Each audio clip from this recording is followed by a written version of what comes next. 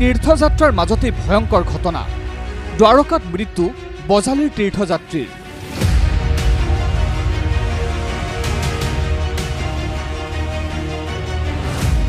দ্বাৰকাৰ হস্পিটেলতে চিকিৎসাধীন 10 জনৰ অধিক অসমৰ তীৰ্থযাত্ৰী 2-4 জনকে পৰি মোটামুটি এতিয়ালৈকে 20-25 জন হৈছে আৰু আজিও 4 জন পৰিছে তেওঁলোককো মেডিকেলত ভৰ্তি কৰিছে আইচুত কোনোবা আইচুত ৰাখিছে কোনোবা হয়তো চেলাইন দি থৈছে 23 ছেপ্টেম্বৰত পাঠশালাৰ পৰা গুজৰাট অভিমুখে যাত্ৰা আৰম্ভ কৰিছিল বজালী আৰু বাক্সাৰ 49 গৰাকী পুৰুষ মহিলাই পাঠশালাৰ হৰে কৃষ্ণ তালুকদাৰ নামৰ এজেণ্ট এজনৰ ব্যৱস্থাপনাত আয়োজিত হৈছিল এই তীৰ্থযাত্ৰাৰ কাৰ্যসূচী দ্বাৰকা মন্দিৰ আৰব সাগৰ নাগেশ্বৰ মন্দিৰ আদিকে ধৰি বিভিন্ন স্থান দৰ্শন কৰাৰ উদ্দেশ্যে ৰঙিয়াৰ পৰা ৰেলযোগে যাত্ৰা কৰিছিল দলটোৱে প্ৰথম অৱস্থাত সকলোখিনি ঠিকে সম্পন্ন হৈছিল যদিও উভতাৰ দুদিন পূৰ্বে অৰ্থাৎ বুধবাৰে ঘটিল অথন্তৰ দ্বাৰকাৰ এটা যাত্ৰী নিবাসতে আকস্মিকভাৱে অসুস্থ হ'বলৈ ধৰে দলটোৰ এজনৰ পাছত আনজনকৈ লোক শৌচ বমিত আক্ৰান্ত হৈ গুৰুতৰভাৱে অসুস্থ হয় 12 গৰাকী তীৰ্থযাত্ৰী পুৰুষ মহিলা ইয়াৰে উদ্ধৱ দাস নামৰ বজালীৰ মানিকপুৰৰ লোকজনে ইতিমধ্যে সাৱটি লয় মৃত্যু মোৰ বাইদেউ দুজনী আছে আৰু ভিন্দু এজনী আছে বাইদেউ এজনী অসুস্থ হৈছে মেডিকেল বৰ্তমান গৈছে ৰাতিৰ মেডিকেলক নিছে বাইদেউজনী আৰু বাকী কেইজনকো যাতে সশৰীৰে ইয়াত বজালীৰ আনি উপস্থিত কৰি দিয়ে চৰকাৰৰ ওচৰত এই বিনম্ৰ অনুৰোধ সম্প্ৰতি অসুস্থ আন তীৰ্থযাত্ৰীসকল চিকিৎসাধীন হৈ আছে জামনগৰ চিকিৎসালয়ত যাত্ৰী নিবাসৰ অস্বাস্থ্যকৰ পৰিৱেশ আৰু খাদ্যৰ বাবে লোকসকল অসুস্থ হোৱা বুলি অভিযোগ তীৰ্থযাত্ৰীসকলৰ পৰিয়ালৰ লোকৰ এনে স্থলত এজেণ্ট হৰেকৃষ্ণ তালুকদাৰৰ বিৰুদ্ধে ক্ষুব্ধ হৈ উঠিছে লোকসকল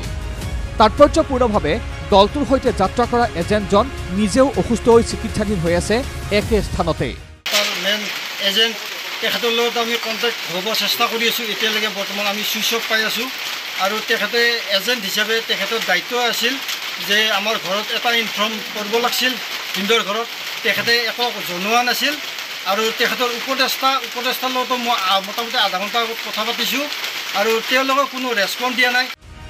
এই খবৰ লাভ কৰাৰ পাছতেই এতিয়া হাহাকাৰ অৱস্থা তীৰ্থযাত্ৰীসকলৰ পৰিয়ালত ইপিনে তীৰ্থযাত্ৰালৈ গৈ কৰুণ মৃত্যুক সাৱটি লোৱা উদ্ধৱ দাসৰ গৃহত এতিয়া মাথো দুখৰ ছায়া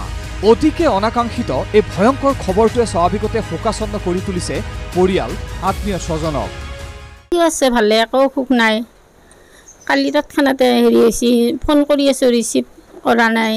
খবৰ দিয়া নাই তাৰপিছত গধূলি অলপ গম পালোঁ নায়ে বুলি ক'লে আৰু মাক মোৰ বাবুটো দিব্যাংগ বিকলাংগ মোক যাতে ডেড বডিটো ঘৰত আনি দিয়ে ছাৰ সেয়ে আপোনাৰ ওচৰত অনুৰোধ ইতিমধ্যে গুজৰাটতেই মৃত্যুক সাৱটি লোৱা লোকজনৰ মৃতদেহ স্বগৃহলৈ লৈ অনাৰ ক্ষেত্ৰত ব্যৱস্থা গ্ৰহণ কৰাৰ লগতে অসুস্থ লোকসকলৰ চিকিৎসাৰ ক্ষেত্ৰতো গুজৰাট প্ৰশাসনৰ সৈতে যোগাযোগ স্থাপন কৰিছে মন্ত্ৰী ৰঞ্জিত কুমাৰ দাসে ডেড বডিটো ইতিমধ্যে পানী একেবাৰে নোহোৱাৰ কাৰণে এইটো ডিকম্প'জ হোৱা আৰম্ভ হৈছে গতিকে তেখেতক ট্ৰেইন বা আমি এম্বুলেঞ্চেৰে আনিব পৰা এটা পৰিৱেশটো নাই গতিকে তোক বিমানযোগে অনাৰ কাৰণে ব্যৱস্থা কৰিছোঁ এজন লগত মানে এটেণ্ডেণ্টো আহিব গতিকে তাৰ সমুদায় খৰচ মানে আমি ব্যৱস্থা কৰিছোঁ ৰাইজৰ সহায় সহযোগত ব্যৱস্থা কৰিছোঁ দ্বাৰকাৰ পৰা তাৰ পৰা প্ৰশাসনে বা আৰক্ষী যিসকল ব্যক্তি আছিলে আমি যোগাযোগ কৰিছিলোঁ বিশেষকৈ দ্বাৰকাৰ যিগৰাকী ইনস্পেক্টৰ ডি এছ ভটে তেওঁ নিজে SP ডাঙৰীয়াৰ লগত কথা পাতি DC লগত কথা পাতি জামনগৰ চিভিল হস্পিটেলত তেওঁলোকে প্ৰেৰণ কৰিছিলে বজালীৰ পৰা গৌতম দাসৰ ৰিপৰ্ট ND24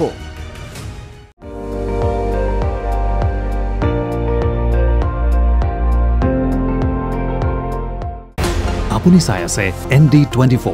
সৰ্বশ্ৰেষ্ঠ নহয় সৰ্বোত্তমৰ দৌৰ